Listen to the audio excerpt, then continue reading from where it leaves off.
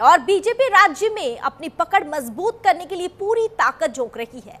इसी कड़ी में प्रधानमंत्री नरेंद्र मोदी और केंद्रीय गृह मंत्री अमित शाह दोनों आज अलग अलग जनसभाओं के जरिए पश्चिम बंगाल में चुनावी हुंकार भरेंगे। प्रधानमंत्री मोदी आज कटुआ में दोपहर 12 बजे विशाल जनसभा को संबोधित करेंगे, जिसके बाद वे जंगीपुर और दक्षिण दिनाजपुर में भी विजय संकल्प रैलियों को संबोधित करेंगे, जहां पीएम मोदी केंद्र सरकार की योजनाओं और विकास कार्यों को जनता के सामने रखेंगे। तो वहीं दूसरी ओर गृह मंत्री अमित शाह ओंडा विधानसभा क्षेत्र में जनसभा को संबोधित करेंगे। उसके बाद उनका कार्यक्रम छतना विधानसभा क्षेत्र और बाघमुंडी में भी होगी, जहां जनसभाओं के जरिए कार्यकर्ताओं तक पहुंचने की कोशिश की जाएगी। वहीं कार्यकर्ताओं में जोश भरने का भी काम गृह मंत्री अमित शाह करेंगे। वहीं बीजेपी के दोनों बड़े चेहरा एक ही दिन पश्चिम बंगाल में सक्रिय रहकर यह संदेश दे रहे हैं कि पार्टी राज्य में पूरी मजबूती के साथ चुनावी मैदान में उतर चुकी है। राजनीतिक जानकारों का यह मानना है कि यह दौरा बंगाल की सियासी तस्वीर को प्रभावित कर सकता है और आने वाले समय में मुकाबला जो है वो और भी दिलचस्प हो सकता है।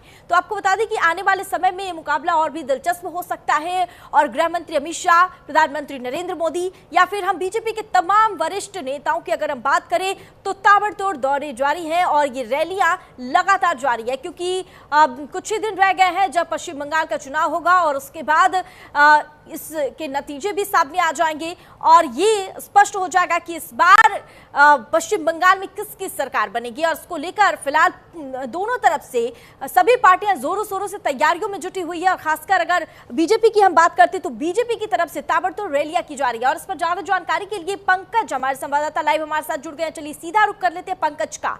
पंकज, देखिए पश्चिम बंगाल का रण जो है वो काफी रोमांचक होता जा रहा है। हालांकि कुछ ही दिन और बच गए हैं चुनाव में और कुछ ही दिन के बाद नतीजे भी आ जाएंगे, स्पष्ट हो जाएगा कि सरकार किसकी बन रही है। लेकिन फिलहाल अगर देखें तो सभी पार्टियां जोरों शोरों से चुनावी तैयारियों में जुटी हुई है और आज गृह मंत्री अमित शाह भी वहां पहुंचेंगे और पीएम मोदी का भी ये दौरा है। कितना अहम माना जा रहा है?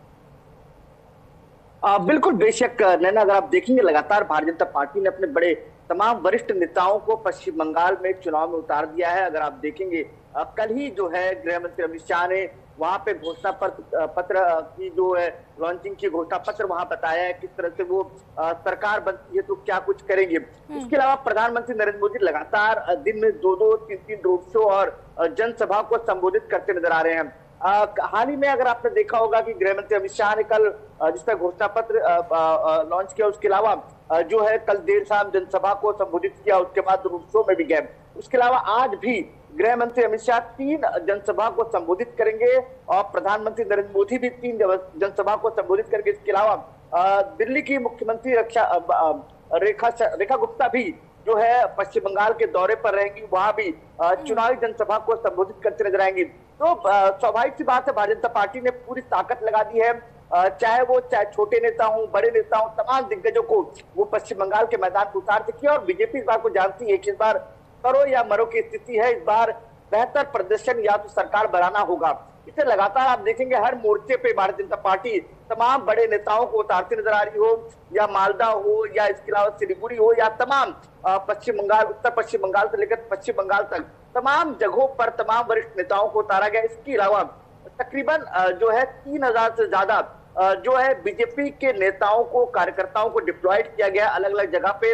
अगर आप बात करेंगे तो कई सांसदों को अलग अलग मोर्चा, चाहे एसटी मोर्चा हो, एसटी मोर्चा हो या ओबीसी मोर्चा हो, युवा मोर्चा हो, तमाम मोर्चा के अलग अलग नेताओं को वहां डिप्लॉयड किया गया। उसके अलावा खबर ये भी है कि जिस तरह से प्रधानमंत्री नरेंद्र मोदी ने एक नया जो है महिला आरक्षण संशोधन बिल की बात की है, वो 16, 17, 18 को जो है संसद, लोकसभा और राज्यसभा में पास कराने की बात की है, जो कैबिनेट में मंजूरी मिल चुकी है। तो ऐसे में माना जा रहा है कि इसको भी भुनाने की कोशिश की जाएगी और ये मुद्दा जो है 16, 17, 18 उससे पहले ही, यानी कल से जिस तरह से तमाम भारतीय जनता पार्टी की महिला मोर्चा के तमाम नेता हैं वो अलग अलग जगह बंगाल में जाकर बताएंगे किस तरह से भारतीय जनता पार्टी सरकार ने, नरेंद्र मोदी की सरकार ने किस तरह से महिलाओं की सशक्तिकरण के लिए बेहतर काम किए हैं। देखिए पंकज, चाहे महिलाओं के सशक्तिकरण की बात करें या फिर युवाओं के लिए रोजगार की बात करें, तो इस बार देखने को मिल रहा है कि बीजेपी की तरफ से पूरी ये कवायद तेज कर दी गई है। और कल भी देखा गया कि संकल्प पत्र, जिसको भरोसा पत्र का नाम दिया गया है बीजेपी की तरफ से, तो क्या लगता है कि इस बार ये भरोसा पत्र जनता के बीच ये भरोसा बीजेपी का जीत पाएगा क्या? बिल्कुल बेशक, देखिए जिस तरह संकल्प पत्र में तमाम वादे किए गए, युवाओं को रोजगार की बात कही गई हो, या 7वां पे कमीशन जो बंगाल का है उसको इम्प्लीमेंट करने की बात कही हो, या इसके अलावा जो महिलाएं हैं, महिलाओं को किस तरह से हर महीने जो है भत्ता दिया जाएगा उसकी बात की गई हो। इसके अलावा सबसे महत्वपूर्ण है कि तमाम जो वर्ग है, और तीसरा सबसे महत्वपूर्ण ये है कि जो बॉर्डर एरिया है उसको फेंसिंग किया जाएगा, इसको लेकर भी। और साथ ही साथ ये साफ तौर पर कहा गया है कि जिन सरकार ने पिछले कई जो सरकारें रही हैं, जो वादे किए पूरे नहीं हुए, उनको आने वाली जो सरकार होगी भारतीय जनता पार्टी की, वो 45 दिनों में पूरे वादे पूरे करेगी। तो कहीं ना कहीं लुभाने वाले वादे भारतीय जनता पार्टी ने भी किए हैं, टीएमसी ने की भी है। लेकिन देखना ये होगा कि जो जनता है पश्चिम बंगाल की, वो किसकी तरफ जाती है। लेकिन ये तय माना जा रहा है कि इस बार केला होबे जैसा स्थिति जो है, वो चाहे टीएमसी के फेवर में हो या भारतीय जनता पार्टी के फेवर में हो, वो साफ तौर पर दिखता नजर आ गया। भारतीय जनता पार्टी ने पूरी ताकत लगा दी है, और दूसरे टीएमसी भी इस बात को जानती है कि अगर ये मौका हाथ से निकल गया, या तो कहा जाए अगर इस बार चुनाव में नुकसान हुआ तो आने वाले समय में बड़ा नुकसान हो सकता है। तो टीएमसी भी पूरी ताकत लगाती नजर आ रही है, और भारतीय जनता पार्टी तो खैर तमाम वरिष्ठ नेतृत्व जो है वो पश्चिम बंगाल में डेरा डाले हुए हैं, और तमाम जो प्रचार प्रसार है वो करते नजर आ रहे हैं। चलिए ठीक है, तमाम जानकारी के लिए पंकज बहुत शुक्रिया आपका। तो खबरों में आगे बढ़ेंगे। यूपी निर्वाचन आयोग ने फाइनल मतदाता लिस्ट जारी